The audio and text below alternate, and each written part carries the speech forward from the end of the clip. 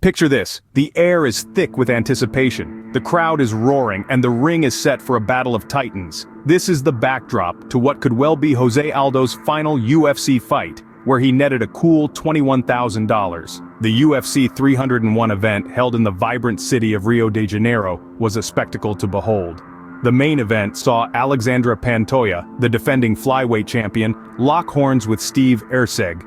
Pantoja, who boasts an impressive 27-5 record, was fighting in front of his hometown crowd for the first time in the UFC.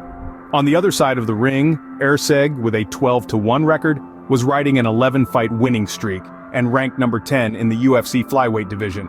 Then came the co-main event that had fans on the edge of their seats. The former featherweight champion, Jose Aldo, returned to face Jonathan Martinez in a bantamweight bout. Aldo, who came out of retirement for this fight, had the world speculating whether this would be his last UFC encounter. Now let's talk numbers. The total UFC promotional guidelines. Compliance pay for the event was a hefty $280,000. This program, which includes outfitting requirements and media obligations, replaced the previous athlete outfitting policy.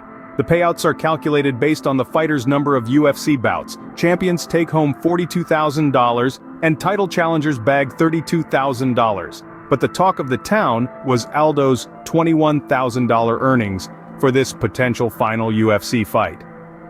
While the future of Aldo's contract with UFC hangs in the balance, his performance at UFC 301 has left an indelible mark on the sport.